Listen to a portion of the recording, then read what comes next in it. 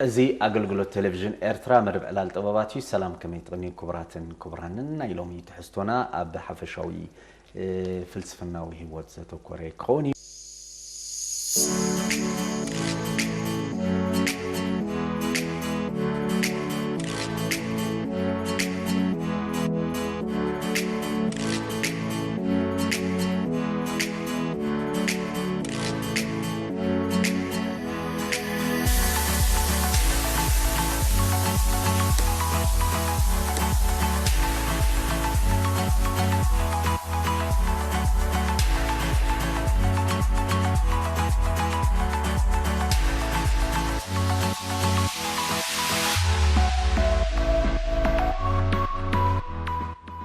مريتنا زلنا متحف دما فنوت نقحت زرستها إذا متحف زياب كلتا شحن عسر شوعتن بهابت مريم تخلى هيمانوت يا تسنادية إذا متحف زيا نايز تفعلالي فلسفناتاتني عالم حوي فلا نمعرباون مبرقاون نتقامامتات رح زي يكون انت لاي أوشت ناي أكل حبرة السمنات اللي قادمة الزمالي بزخونة ويدما رعم بزخونة الجباب بستسنادتها حيال متحفتي وكاساتات استقبل الله إذا متحف زياب بزح كورنعات دهسي سالا درجة زي تنكفتو أرستون يلن تمكرتاتنا دراسي ويدما نايقت أم أو كوينو له ويسفير له مكتالكم بمعدام مدبنا هنسجرينا مجمرة هبت مريم كل التدمر ويحرق فنوته نقحت زبليها إذا متحف سنادي كذا لها على ما نزام متحف انتايو كابتي كرم حجي بستفعلي درستي زقرب زنابره ناي فلسفنا يكون مثل بونا ويستأسسر تنتصيلو سلازير مبزحته اوان زتقصو انتايو من الزمادا وانتايو في اللاخه مجمريا جاره خمس غنا كافتو كتعدو نابزي بمقدامكم مالتي نخلاتكم من زينا مجمريا فنوت نقحات مالت فنوت مالت مجمريا منقد مالتي منقد نابي ناب نقحات نقحات حجي ابدك سبات حدا عبي نايسب اويش سب زله حدا عبي اندستري سلا زخونه سب نابتزلا على طرزي ناي نقحاتو نابتزلا على بقعات اوشتو استخزنا عب نجر نخبصح حدا منقد يدليو ويكا حدا فنوت يدليو مالتي حجي بزا مصحف زيا فنوت نقحات يليا زلهو نابتزلا على براخ ناي نقحات نمبصح منقد بزح غزيا اب دغتات اب خابانا وصع زخونه بزح ناب حدا علامنا زبصح مقد له اوشتنا خا حدا نقحات الله نابتزلا على درجه نخنبصح فنوت يليا مالتي تا فنوت مالت قال نقال حجي منقد مالتي سلامتك كنا زي متحف دريسك ويا سناديك كند علامنا إذا متحف ود سب حدا مستيراوي ود سب حدا كور فطري أبز عالم زي مالتي فتارخ فطر خلص كم زي أمونغو مولادن ماتن زله هيوتو حدا عاب نجات نخجبر سفترة سبي إذا خا عندي بتحاسبه بأمره عمره خابكال زفرينا عمره سلزلنا إذا عمره زيها نقحات يدليو نابتزل على درجة نهم بصح زخنا سب مالتي نقحات يدليو حجي مهارات سايكولوجي زصنعو فيلسوف زصنعو سب نابتزل على درجة نخ بصح تداخينو من قد خمسة دليو نابتزل على درجة نخ بصح نقحات كم زتليو إتي عمره نيش شيء نجاري تي زو حد أكلنا عمره يستقاملو معناته عمرسي نقحات الله حاوس نقحات ويساب كونشسنس نقوله unconscious ذبحال كله حجي ناي نفس وكسب هذا عمي ويكا هذا عبي عام الله أبز unconscious ذبحال ويكا أبز تحت نقحات نبلو وانتي أبز درجة زي سمت الأبز يحيو مفتح كل شجراتي يتخون تقعد حجي نابزي تحت نقحات زبال نبصح حدا من قد نخطر إليه صحيح صبو اسكي خنزرزر من البات حجي نقحات كنبل كلنا حدا عنكوار أمري زي قزيفيو انتايو درجو كتصلاتاتو بيبصح تنقح نبلو انا كما يزبل ينزبلون سلاز وستنا نسخه بمنصر نايز مصحفكا نقحات انتاي مالتي نقحات ببزح نجار كريان خلينا بزح مجلس إتهاد كأخذ خلي أنا بستقدس كله نقحات عمره مجمرة أبصر استغفل لنا يلنا نقحات حاوس نقحات تحت نقحات unconsciousness لنا يلنا نقحات مالت سب بتي معالتاوي نابرؤ زخودو هيوتي نابنا سب يفقر على يبأس يعرق يستي يزناقع بليجر على كل نجار أبزنا نقحات أبتي نورمال هيوت زنبرو مالتي بزحات أنا من قدي تحت نقحات حاوس نقحات بهالجا كأو تلق زبالة خينو أبتي هيوتو نابنا تحجس عن تحت توهاب تبرتعك عم تجريش مس حاسب كاس ناب كابتي حوس نقحات ناب نقحات تمص ويكا حدا سب تذكر زي سب سابي فلطت عم تجريش مس حالف كا غزي مس حالفس يذكرك حجي خابي مسكاله خابت تحت نقحات كابت قمط حجي مبزحتو غزي سرسع نجر ابت تحت نقحات يزمص ويكا حدا استفتح قدل دحري خندي حسابات تذكرو ويكا تفتحو كابت تحت خابتي حوس نقحات ناب نقحات مص مالتي تحت نقحات زبال كن حدا زعابي خفالنا يا عمري نقحات كن بتقولنا نيشته تحت نقحات كاور بصفح زباله تحت نقحات بحوس نقحات كودي تحت نقحات كنت زعابي خفالنا يا عمرو اب تحت نقحات زلو نابنت مهور سايكولوجي ابو سايكولوجي تبايل زفلت ابراهام ماسلوسي كم حدا عابي ايسبرغ جيري زي مقامطه حجي تزعابي تحت نقحات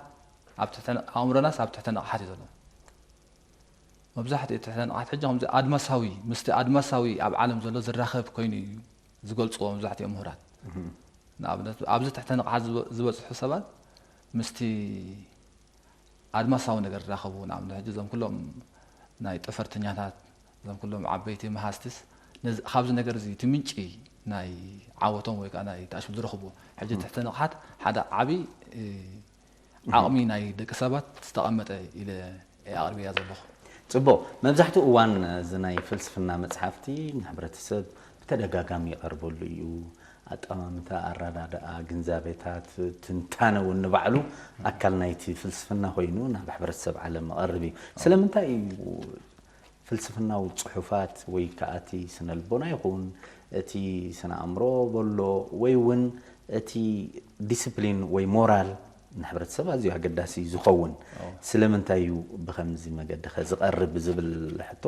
ተደጋጋሚ ቀርብ እሞ ናትካ መልሲ ብዝንታይ እዩ ኣብ መጽሓፍካ ብኸመይ ሰፊሩ ኣሎ እዚ ሕጂ ብሓፈሻዊ ሕጂ ኣብዚ ትሕተ ነቕሓት ተመፂኻ ብዙሕ ነገር ክሕተት ትኽእል እዩ ኩሉ መልሲ ግን ኣብዚ እዩ ዘሎ ማለት እዩ ሕጂ ኣብዚ ኣብ ዝኾነ ይኹን ኣብ ሞራል ይኹን ብዝኾነ ብሞራል መልክዕ ክትሪኦ ከለኻ ንኣብነት ኣብዚ ደረጃ እዚ ክትበፅሕ ከለኻ ጠንቅን ሳዕቤናትን ብዛዕባ ጠንቅን ሳዕቤናትን ንርዳእካ እሞ ንኣብነት ሳዕቤን ዘምፅኦ ነገራት ማለት ትጠንቁ ስለ ዝርዳእካስ እንታይ ትገብር ትከላኸሎ ማለት እዩ ንኣብነት ኣብ ነቕሓት ዘሎ ሰብ ኣብቲ ብነቕሓት ዝኸይ ሰብ ጠንቅን ሳዕቤናትን ኣብኡ ቁርብ ጉድለት ክህልዎ ክእል እዩ ናብቲ ሓደ ደረጃ ክመፅእ ከሎ ግን እቲ ጠንቅን ሳዕቤናትን ስለ ዝርድኦ ነቲ ሳዕቤን ዘምፅእ ነገራት እናኣለዩ እዩ ዝኸይድ ወይ ከዓ ይእልየሉ ማለት እዩ ሕጂ ኣብ ኩሉ ነገራት እቲ ቀንዲ ክርአ ዘለዎ ወይ ከዓ ቀንዲ ክብፅሕ ዘለዎ ኣብዚ መፅሓፍ እዚ ናብቲ ዝዓበየ ኣብ እምሮና ዘሎ መኻዚኖ ፍልጠት መኻዚኖ መፍትሒ ናይ ኩሉ ሽግራት ክንበፅሕ ተደኣ ኮና ናብዚ ነገራት እዚ ብሞራል ድዩ ብትንተና ድዩ ብትንተና ኩሉ ስፍሕ ዝበለ ነገራት ንገጻት ህይወት ብዝተፈላለየ ኩርንዓት ንምጥማት ስለ ዝሕግዘና መብዛሕትኦም ሰባት ኣብዚ ብዙሕ ተኣሽሙ ይገብሩ ማለት እዩ ጽቡቕ እሞ ናብ ዝርዝር ሕቶ ቅድሚ ምስጋሪ እስኻ ብናትካ ተመክሮ እውን ተጠመትናዮ ጽቡቕ እዩ ፍልስፍና ካብ ሕቶ እዩ ዝብገስ እዋ ኣብ ሕቶ ግድል ከመይ ጌርካ ክትፈትሕ ትኽእል ወይ ድማ ከመይ ጌርካ ክትርድኦ ትብል እስኻ ንባዕልኻ ከምዚ ዓይነት ስምዒታት ወይ ድልየታት ካብ ምንታይ ተበጊሱ ትብል ምክንያቱ ብዙሕ እዋን ምፍጣር ምሳኻ ዝፍጠር ነገራት ኣሎ ከባቢኻ ዝፈጥረልካ ኣሎ ኣብ ገፊሕ ዓለም ምስኣትኻ ተመክሮ ዘፅምሓልካ ዕድላት እውን ኣሎ ስለዚ ናትካ ካብ እንታይ ትብገስ ትብል እዛ ቀድምካ ዝጠቐስካ እውን ግድል ከመይ ክትፈልጥ ምድላይ ህንጡይነት ምሕዳር ንድሕሪ ህንጡይነት ከዓ ዝርዝራት ምቕራብ እዚ እቲ መሰረታዊ እሞ ካበይ ትብገስ ትብል ኣው ሕጂ ብዝኾነ መበገሲ እዩ ኣብ ውሽጥኻ ተቐሚጡ ዝፀናሕካ እንዲ ነፍሲ ወከፍ ነናቱ ህያባት ኣለዎ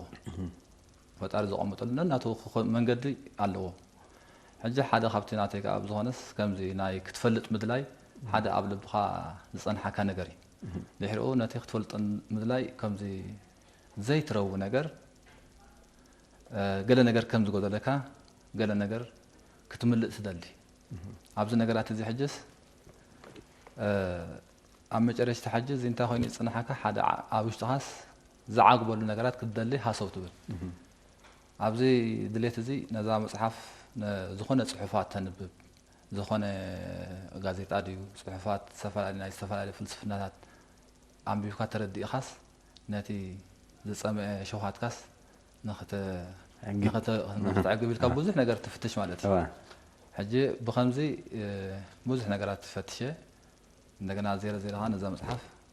ክቕርባ ፈቲና ማለት እዩ ፈቲንካ ብግዜ ቁልዕነትካ ካብ ዘዕለልካ ሓደ ነገር ኣሎ ቆልዓ ከለኻ ኣብ ባሕኒ ዝነበሩ ተጋደልቲ ናብ ከባቢ ኣብ ዝወርዱሉ እዋን ቆልዓ ከለኻ ዝነገረካ ወይ ድማ ዝተፀወየልካ ከም ዘለዎ ነጊርካ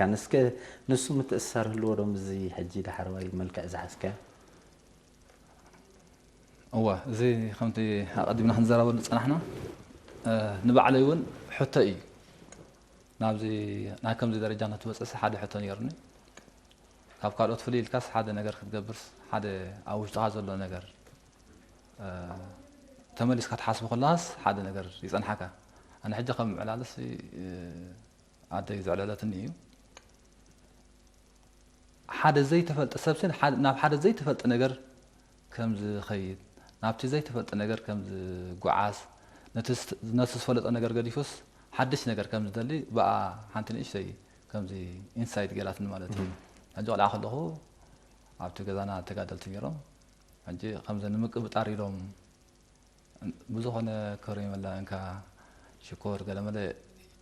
እንካ ክንበካ ንዓና ባና ምፃእ ይብሉን እሞ ኣነ ኣብዮም ማለት እዩ ሕጂ ኣብ መጨረሽታ ግን ሓንቲ ነገር ተረዲኣት እንታይ ኢዱ ዓሚኹ እንካ እዚኣ ምስ በለኒ ናብኡ መፅእ ሕጂ እንታይ ኢሎም ክልቲኦም ሰብሲ ናብ ዝፈልጦ ዘይኮነስ ናብቲ ዘይፈልጦ እዩ ዝመፅእ ናብቲ ዘይፈልጦ እዩ ዝመፅእ ነቲ ዝፈልጦ ዘይኮነስ ናብቲ ዘይፈልጦ እዩ ዝመፅእ ኢሎም ተኣሽሙ ገይሮም ሕጅስ ካብዚ ደኾን ይብገስ ክኸውን ኢለ ኣነ ሕጂ ነቲ ኩሉ ደስ ዝብለኒ ንዓይ ገዲፈስ ናብቲ ሓንቲ ዘይተፈልጠት ምኻ ዘይረኣኽዋስ ብምምፅአይሲ ገለ ካብኡ ዝብገስ ዝኾነ ይኸውን ኢለ ሓስብ ብዙሕ እዋን ብዛዕባ ምስጢር ዓወት ተባሂሉ ሓያሎ መፅሓፍቲ ቀሪቡን ይቐርብን ኣሎ እሞ ንስኻ እውን ኣብዚ መፅሓፍካ ሓደ ዛዕባ ልዒልካ ኣለኻ ድምር እኩብ እውን ኣብ መወዳእታ ከምኡ ዕውት መገዲ ንክህልወካ እዩ እንታይ እዩ እቲ ዓወት ዝበሃል እንታይ ኢኸ እቲ ምስጢሩ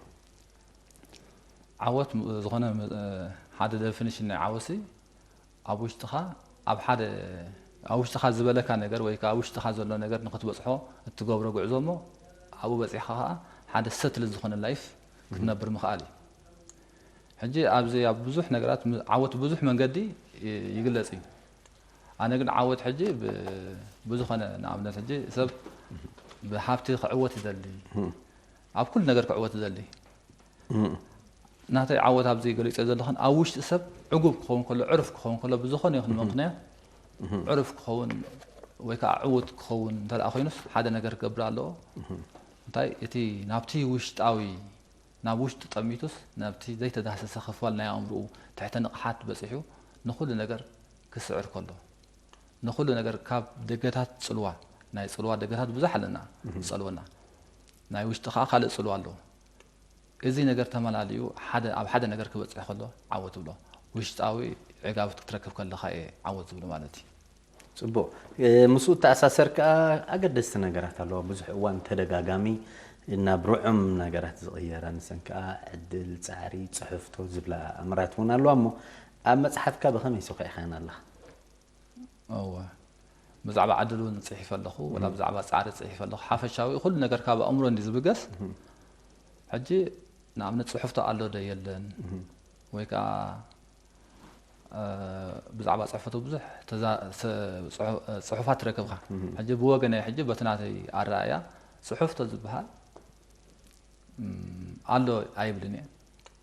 معناته سب نعم نتصحفته أنت على خينس تقبل نجارس حتى يكون كان مالتي قال نجار بدي حرها خينو زما أزنا كله سلزي تقبله ولا حنت حتى يكون كان صحفتهم لالبات كل أنت لا أخي له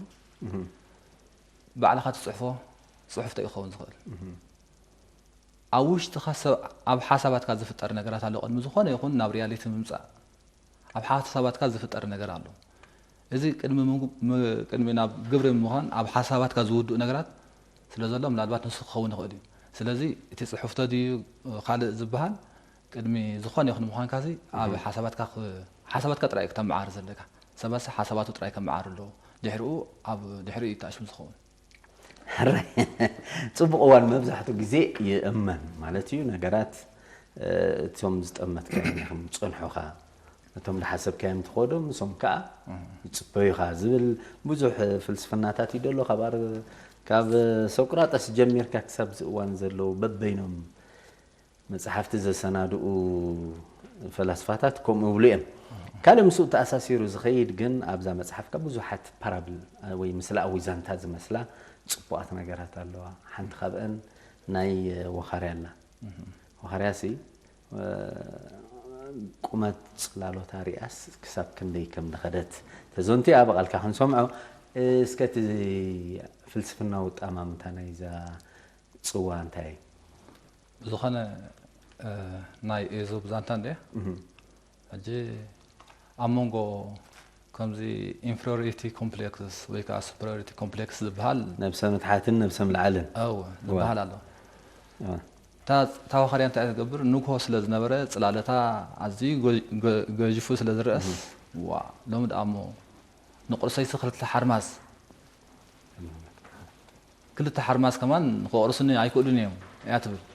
إذا حجي مستي سبات كام نفسهم للعلي نفسهم كسرعوا خلو كام نفسهم للعلي نسبات قومتها خلو مالتي كم زي تعبد لنا خلنا ولا نخل كم زي نفسها خاب اللي قمت كتبها خلها بس الساعة مالك عزيز مس عن النت مالك عزيز مس بوزه نقرات كتعبي خلها مالتي عم جالس فرق معالت سلز نبرتها وخريان تايقرات تتصلالتها ساب تحت جرام ساعتها بطعم اشتكي من ترايوا زي خاطي مستي رأسهم تحت زمت نجاري سلازي نس حدا سب لكع زخانة ناي نفسس كفلت قلالو حدا سب لكع زخانة عب نقحات مالتي عب نقحات مس أي هذا فلت وي نفسهم تحت كهلوا وي كاب جبون لعل النفس خيط متامو جوي من قد خيكي تهوتون كم تزالي خيكون سلاز خل بخمسة ملكة كاب تعبيت كنا نقف كاب تير رأسهم تحت كنوص لكع تنهنا رياليتي كفلت على النعمالتي أنا من يختلس على كمالتي كندس زي خادو الخاخ قديم قال على خاخ تفلت قلنا بس خاخ تفلت ويد ما جزار إسخان تفلت زخوا خا مستيرات انتهى يوم بلكع مالتي أجيب زح وان دست بلني حنت كرتون نيرة حنت دموسي مستيات مسرعات إن نفسها من هاجيرة غريزاتها كمان بس هاجيرة غريزاتها عب كلايون بوزح فلسفنات زقرب أبنت عندي أبقى مستأمة خلب خاء زعبيه سجا تياب أفضل زعبيه سجا خوينا يرأيمه أمانة يخيدي أبزانات كاب بزح أبنتات يدلو أبزان صحف مالتي هذا خابونا يقفا فعسل لك إذا خب من تاي توكل قريب دلو هو حجي قفا فعسا تازفوتوا بارابل ديا تقفا فعسا أنت يزقبر بليتي نعم حدا جم بحري خيدمو أبو حنتي عوارق زملت كاشا يزصنحو مالتي بأقرو مسرق صحجي نورمال كرات قال لي مسيدو أما جريسا مرت كسب زوق حلو نتا باب حدا يدير بيان يحرق ودان أما جريسا حتى مسترفة تاب إيدو ورقو مخانا يفلط مشعو يتعس إتي ورقتي نهيوتو ملو مزخنا قفاف عسات زعرنيا خاب إيدو ناب أفو مناور زلو سبين يرو أبتا وانت أجن أتا تي ورك أجن نهيوتو ملو نزبان ملو كيسرح خمبرو زخل ورقي بقطام رخب نيرو حج صلمات سلا زنبره حج انت اي خبل دلي بزيا سبات عوشتهم حدا عبي اب هيوتهم ملو بسلام خمبرو زخل كقسنهم زخل املاح هابهم نجر አለው ፍቅሪ ሓልዮት ምትሕላይ እዚ ካብቶም ኣብቲ ወርቃውያን ኣብ ሰባት ዘለዎ ነገራት እዩ እቲ ገፋፋ ዓሳ ጸልማ ስለ ዝነበረ ከለልዩ ኣይከኣለን ስለዚ እምኒ መሲሎ ደርቢኡ ክዘናግዓሉ ኣምሲ ማለት እዩ ኣባና ከዓ ምናልባት ኣብ ንቕሓት ትረአ ዘየለና ኣብ ጸልማት ኣለና ማለት እዩ ነቲ ወርቃዊ ባህርያት ኣብ ሰማት ዘሎ بسان مفلاتنا كان مفلاتنا ويكا ابن حاصل زي لنا بزح نجر فقري نسئن ويكا ابصدي ابستفال عليه حماق نجرات كنوعلو سلا نخل تبرهان زبهال نعناس نقحاتي ناي امرو نقحاتي سلازي برهان قنقح خل الناس لك خمتي كاب صلمات نا وقحتا نساغر كوم مالتي سلازي كل غزيه نوشتنا حاد برهان كنو لعلا ويكا خنفلط بزعبا نقحات كنقدس نفسنا معلتا وخنعب خم زلنا اتر نغرات صبو مسو تاساسر ون ابتي مننت كساوشتخا خم زلو ابنت ناي حدا اب عراق زنبر نبر سب غيركاون قريب كالخا زي نبعلو تي جزاء راسخا قصالي مفتاش تمالن لو من زنبر كيورديت معمار ترديت كقصال برهان موساخ زبل تاساسر زخونه ابنتي زلكا أبزم مصحفك خبتي زرأخو حدا تي كلن مخاي نبلي هذا خمس مستير عوات استأساسري مو انتاي كلن مخا خنبل كلنا تخرتنا خمي كونا له ميزان فلتاسنا خمي تأساسر له أو حج انتاي دي اب هي وز زغاطمنا بزح نغرات አለው አቀንዛው ዝኸነ ነገራት ከጋጥመና ይኽእል ዝሕጉስ ከጋጥመና ይኽእል ህይወት ብክልተ ማዕዝን ዝቆመት እያ ሕማቅን ጽቡቕን ዝሕጉስን ዝሕዝንን ከም ባህሪውን ከም እዩ ንኣብነት ጸልማት ኣሎ ብርሃን ኣሎ ታሕቲ ኣሎ ላዕሊ ኣሎ ሓጋይ ኣሎ ክረምቲ ኣሎ ከምዚ እዚ ኩሉ ነገራት ከዓ ንሓደ ነገር ይቀውም ማለት እዩ ሕጂ ኣብ ህይወትና ከዓ ንኣብነት ኩሉ ነገር ከዓ ኣብ ውሽጥና ኣሎ እዚ ክልተ ተቃራኒ ነገር ኣብ ውሽጥና ኣሎ ሕማቅ እንተ ኣሎ ኮይኑ ኣብ ህይወትና እቲ ሕማቅ ከም ዕላማ ንዓኻ ንኽደቁስ ኣይኮነን መፅእ ንዓኻ ኣብ ተሓሰነ ደረጃ ከምብረካ ኣይኮነን መፅእ ንዓኻ ስከብልሓካ እዩ መፅእ ንኣብነት ሓንቲ ብዛዕባ ርሳስ ዘምፃኽዋ ነይራ ብዛዕባ ርሳስ ሓንቲ ኣብነት ኣምፅአ ነይራ ካብ ሕጂ ንሳ እንታይ ትብል ክትፅረብ ከላ ርሳስ ኣቐንዛዊ እዩ ትቕንዞ እያ ዘላ ኣብ መጨረሽታ ንምንታይ ትፅረብ ኣላ ነታ ኣብ ውሽጣ ዘላ ሊድ በሊሓስ ክትፅሕፍ ስለ ዘለዋ ስለዚ እቲ ምፅራብ ንዓስ ሓደ ኣቐንዛዊ እዩ ግን እቲ ዕላማኣ ግን ንምቕንዛው ኣይኮነን እንተዳ ገለ ነገር ክትረክብ ኣብ መጨረሽታ ኣሰር ክትገድፍ ተደኣ ኮይና ክትፅሕፍ ተደኣ ኮይና ትርጉም ክህልዋ እንተደኣ ኮይኑ እታ ርሳስ ክትፅረብ ክትክእል ኣለዋ ስለዚ ንሕና ከዓ ክንፅረብ ተደኣ ኮይና ኣብ ህይወት ክፀርበና ዝኽእል ነገር ጥዑም ነገር ጥራይ ኣይኮነን መብረድ ኣብነት ናይ መብረድ ሕጂ ካብ ፅቡቕ ነገራት መብረድ ኣካልካ እናትረፈ ዘድልን ናኣለ ብምሉኡ ዘጣምረልካ ነገራት እዩ እዚ እውን ንባዕሉ ይስሕለካ እሞ መወዳእታ በሊሕ ትኸውን ሕጂ ብድሆታት ክትፈርሖም ደይኮነስ ንክትፈትሖምን ንክትዕወተሎም ክትፅዕር ከም ዘለዋ ብተደጋጋሚ መፅሓፍካ ደሎ ሓደ ካብ ዓበይቲ ኣርእስታት ናይ መፅሓፍካ ግን ኣስተንትኖ ዝብል ረኺበ ኣለኹም ኣስተንትኖ እንታይ እዩ ፍልልይካ የድልየካ እዩ ሕጂ ብዙሕ እዋን ሓንጎል መንፈስ ኣካል ገለ እናበልና ደሚርና ብሓደ ንርድኦ ኣሎ ፍልስፍና ግን ፈላለዩ እሞ እስከ ኣስተንትኖ እንታይ እዩ እንታይ ከጥቕሞ ኣስተንትኖ ሕጂ ቀንዲ ነገር ሕጂ ብዛዕባ ሓሳባት ምስጢር ናይ ሓሳባት ምፍላጥ እንዲ ሕጂ ኣስተንትኖ ክንበሃል ከለና ቁፅሪ ሓደ ኣስተንትኖ ተመሊስካ መብዛሕትኡ ሰብ ሕጂ ንደገ እዩ ዝጥምት ኣብ ዝኾነ ይኹን ነገር ኣሲ ኣብ ከባቢኡ ዘሎ ንምጥማት ንፍዕ እዩ እቲ ጉድለት ሕጂ ኣብ ምንታይ ዘሎ ንውሽጥኻ ምጥማት ኣብኡ ሰብ ዝስሕቶ ማለት እዩ ውሽጡ ቀረባ መስሎ ናብቲ ዝረሓቐ ይጥምት ግን እቲ ዝረሓቐ እንታይ ውሽጥኻ እዩ ዝረሓቐ ነገር ካብ ኩሉ ዝረሓቐ ነገር ውሽጥኻ እዩ ሕጂ ኩነታት ክትፈሊ ክትዓልን እንተደኣ ኮንካ መጀመርያ ናብ ውሽጥኻ ክትጥምት ኣለካ ንስኻ መን ኢኻ ክትፈልጥ ኣለካ ኣብ ውሽጥኻ ዘሎ ብቕዓት ዓቕሚ ወይ ከዓ ክዙን ነገር ክትፈልጥ እንተደኣ ኮንካ ክተስተንትን ኣለካ ሕጂ ኣስተንትኖ ብዙሕ ነገራት ክበሃል ከኣል እዩ ኣስተንትኖ ማለት ብሓፂሩ ብዝሓፅረ ኣገላልፃ ናብ ሓሳባትካ ምጥማት እዩ ካብ ሓሳባትካ ጠሚትካ ከዓ ናብ ንቕሓትካ መጨረሻ ናብቲ ዝተሓተ ንቕሓትካ ኢኻ ትኣቱ ኣብዚ ሕጂ ኢኻ ነብስኻ ትረኽባ ንስኻ መን ኢኻ ዕላማኻ እንታይ እዩ ካበይ መፂኻ ናበይ ክትኸይድ ኣለኻ ዝብል ኣገደስቲ ኣብ ሂወት ክሕተቱን ክፍለጥን ዘለዎ ኣብዚ ኣስተንትኖ ኢኻ ትረኽቦ ማለት እዩ ሕጂ እንተደኣ ዘይተስተንትን ኮንካ ኣብ ሂወትካ ብዛዕባ ደጋዊ ጥራይ ኢኻ ትፈልጥ ነብስኻ ሳይትፈልጣን ኢኻ ማለት እዩ ሕጂ ሓፈሻዊ ኩሉ እቲ ኣብ ሰባት ዘሎ ነገራት ክፍለጥ ዘለዎ ንስኻ እንታይ ብቕዓት ኣለካ እንታይ ሓይሊ ኣለካ ኣብ ውሽጥኻ ዘሎ ነገራት ክትፈልጥ ብምስትንታን እዩ ምስትንታን ሕጂ ቀንዲ ኣብ ርሑቕ ምብራቕ ፋርኢስቲ ዝበሃል ኣብይ እዩ ዝጅምር ኣብዚ ነገራት እዚ ሕጂ ንሶም ብዙሕ ምስጢራት ረኺቦም እዮም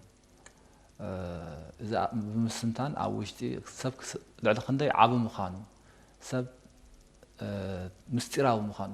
ብዙሕ ነገር ክፈልጥ ከም ዝኽእል ብምባል ብዙሕ ነገር ብዙሕ ክግለጽ ከኣል ብዛዕባ ኣስተንትኖ ሓፈሻዊ ብዙሕ ሓፀረ ኣገላልፃ ንሕቶኻ ንኽምልስ ግን ኣስተንቲንካስ ንስኻ መን ምዃንካስ ኣብ ሂወት ምፍላጥ ናበይ ትኸይድ ኣለኻ እንታይ ትገብር ኣለኻ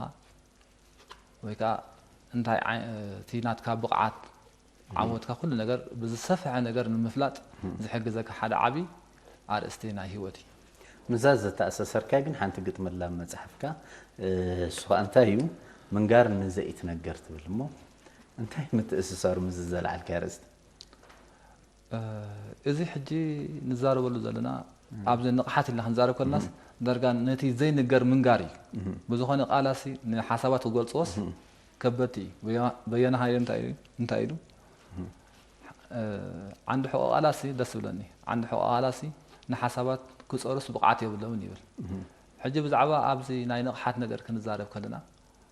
ዳርጋ ነቲ ዘይንገር ክትምኮሮ ኢኻ ትኽእል እምበር ከም ብቃላሲ ክትገልፆ ኣይትኽእልን ኢኻ ጃስ መን እዩ ዝፈልጦ እቲ ዝበፅሖ ጥራይ እዩ ዝፈልጦ ኣብቲ እቲ ኩሉ ኣብኡ ዘጋጥመካ ኣብኡ ዘሎ ሓጎስ ድዩ ኣብኡ ዘሎ ዓወት ድዩ እቲ ዝበፅሖ እዩ ዝፈልጦ ሕጂ ብዛዕባ ሓደ ክንገር ዘይከኣል ብቃላት ነገር ከም ዘለኻ እያ ትገልፅ ማለት እዩ ከምዚ ተራ ነገር ኣይኮነን ኣብኡ ብዙሕ እዚኣ ሕጂ ናይ ሓደ ገጣሚ ናይ ሓደ ህንዳዊ እንድያ ህንዳዊ እዋ ሕጂ እቲ ዝለዓለ ነገር ኣብ ሂወት እቲ ዝለዓለ ነገር ምብፃሕ ስለ ዝኾነ እቲ ዘሰማቕሮ ከዓ ንሱ ኢኻ ክገልፆ ዝኽእል ንሕና እውን እቲ ንሓስቦ ኢና ትብል እውን ዳርጋ ቀሪብካ ኣለኻ ብዝኾነ እዚ ዝዓበየ ነገራት እንታይ እዩ እቲ ተኽሊ ናይ ሓሳባት እዩ ተኽሊ ናይ ሓሳባት ኣብ መወዳእታ ንስኻ እንተ ደኣ ክትነብሮ ክኢልካ ምስጢር ናይ ዓወትካ ክረጋገፅ ይኽእል ድምር እኩብ ናይ በበይኖም ፈላስፋታት ኣብዛ መፅሓፍካ ዳርጋ ብኸፊል ይኹን ብዕምቆት ይኹን ብፅብብ ዝበለ ይኹን ዳርጋ ኩሎም ብምብራቕን ብምዕራብን ዘለዉ ፈላስፋታት ኣቕሪብካዮም ኣለኻ ኣብ ውሽጢ ምስኣተኻ ዝያዳ ክጎርጎር ይኽእል እዩ እስከ ስለምንታይ ነዚ መፅሓፍ ፅሒፍካ ዘይኮነ መዓስ ኢኻ ነዚ ሓሳባት እዚ ጀሚርካዮ መዓስ ኣርትዖታ ካይድካ ክሳብታ መወዳእታ መፅሓፍ ንምድላው እንታይ መስርሕ ሓሊፍካ ሕጂ ቅድሚ እዚኣ ሓንቲ ዝፅሓፍኳ መፅሓፍ ነይራ ኣክሸዋሊ ግን ኣብቲ መጨረሽታ ኣብ ሕትመታ የብቃዕ ኳ እዚኣ ድሒራ ዝተፃሕፈት ካልአይቲ መፅሓፍ እያ ሕጂ እታ ቀዳመይቲ ከምዚ ፋይንድ ዘ ሰርድ ኣይ ትብል ነይራ ሳልሳይ ዓይኒ እወ ወላ ቁሩብ እውን ወሲዳላ ዘለኹ ካብዚኣ ናብዚኣ ሕጂ እዛ መፅሓፍ እዚኣ ቅድሚና እዚኣ መፅሓፈሲ ብዙሕ መፅሓፍቲ ኣንቢበ እየ ፍልስፍና ናይ ምብራቃውያን ኣንቢበ ናይ ምዕራባውያን ኣንቢበ ሓፈሻዊ ስፍሕ ዝበለ ርድኢት ብዛዕባኦም ኣንቢበ ማለት እዩ ኣብ መጨረሻ እዚኣ ከምፃእ ከለኹ ክፅሕፋ ከለኹ ኣብ ውሽጢ 2 ዓመትን 6 ወርሒ ነፅሒፈ እያ ምክንያቱ ኩሉ ነገር ኦልሬዲ ብዛዕባ ኩሉ ኣፅሊዐ ነይረ ሕጂ ብዙሕ ግዜ ወሰደትን ኣብ ውሽጢ ዓመትን 5 ወርሕን ፅሒፈ እያ ማለት እዩ ሕጂ ክፅሕፋ ከለኹ ሕጂ ኣብቲ ንምብራቕን ንምዕራብን ምብራቃውያን ናይ ገዛ ርእሶም ካልእ ፍልስፍና ኣለዎም ምዕራባውያን ከዓ ናይ ገዛ ርእሶም ካልእ ፍልስፍና ኣለዎም ሕጂ ኣብቲ ምዕራባዊ ፍልስፍና ክትሪኦ ከለኻ ከምዚ ፕራግማቲክ ዝኾነ ናብ ግብሪ ግበር ስራሕ ሰዓር ዝብል ኣትካም ዝኾነ ነገራት እዩ እዮም ክምህሩ ፈቲኖም ምዕራባውያን ካብ በንጻሩ ከዓ ሃዲኦም ንሓሳባቶም ብምጥማት ቁሩብ ናብ ዝሕታለ ዓይነት ኮይኖም ሕጂ ሓደ ሰብ ብቑዕ ክኸውን ኮይኑ ንኽልቲኡ ፍልስፍና ጠሚሩ ክኸይድ ኣለዎ ሕጂ ኣብቲ ሓደ ኣክቲቭ ክኸውን ከሎ ፊዚካሊ ኣብቲ ሓደ ከዓ ፓሲቭ ኮይኑ ሕጂ ፓሲቭን ኣክቲቭን ክኸውን ከሎ ሕጂ እንታይ ልኡምን ንጡፍን ሲ ኣብ ሓደ መስመር ክመፁ ኣለዎም ንኽልቲኡስ ክተጣምሮ ክትክእል ኣለካ ስለዚ እቲ ብቑዕ ክኸውን ተደኣ ኮይኑስ ዝኽልቲኡ ምዕራባውን ምብራቃውን ኣብ ሓደ ክትመፅእ ኣለዎ ብምባል ንኽልቲኡ ካብ ክልቲኡ ወገን እናወሰድኩ ሓንቲ መፅሓፍ ፅቡቅ ክሳብ ሕጂ እንታይ መልሲ ግብሪ ረኺብካ ኣለኻ በዛ መፅሓፍ ክልተ ዳርጋ ናይ 4 ዓመታ ከይዳ ኣላ ብሕጂ ኸ እንታይ ዘዳለኸ ኣለካ ወቲ ኣብቲ መልሲ ዕንጋለ ሰባት ኣንቢቦም ብዙሕ ነገራት ዘተባብዕ ነገር ካትረክብ ብዙሕ ፅቡቅ ነገር ረኺቦም ወላ ገለ ሰባት ከምዚ ላይፍ ስታይል ናቶም ዝቀየሩ በዛ መፅሓፍ እዚኣ ቅዲ ህይወቶም ዝቀየሩ እንደገና ካብኡ ነተወሲዶም ኩል ነገራት ኣብ ህይወቶም ገለ ነገር ከም ጠብላሕታ ከም ዘሕደረትሎም ብዙሕ ደው ኢሎም ድዮም ብኣካል ድዮም ብዙሕ ነገር ይዛረቡን እዮም የመስግኑን እዮም ውልበቲ ተኣሽሙ ብሕጂ ዝሓዝከ እንታይ ኣለካ እሞ ብሕጂ ሳብ ሕጂ ዝሓዝኮ ወላ ሓንቲ ነገር የለን ሓፈሻዊ ግን እዚኣ ሕጂ ከም መጀመሪት እንድያ ዝሓሸት መፅሓፍ ካብዚኣ ብኩሉ መንገዲ ዝሓሸት መፅሓፍ ከቕርብ ተስፋ ገብር ማለት እዩ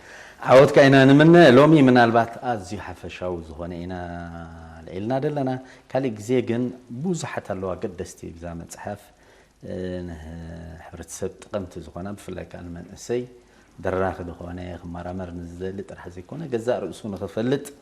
ዝድርኽኦ ብዙሓት ነገራት ስለ ዘለዎ ካሊእ ግዜ ተረኺብና ንዛተኢና ንሎሚ ግን ስለተመቕሉሉ ሓበሬታኻ ዘይመስግነካ ይቐኒየለን ብጣዕሚ የመስግነኩም ንኹልኩም እንዳዜና ብጣዕሚ ዘመስግነኩም ዝኸበርኩም ተኸታተልትና ምስ ደራሲ መፅሓፍ ፍኖተ ንቕሓት ሃብተ ማርያም ተክለ ሃይማኖት ዘካየድና ዕላል በዝንዛዝም ከም ሎም ብካልኦት ትሕዝቶ ክንራኸብ ኢና ክሳብ ሽኡ ብርኽኡና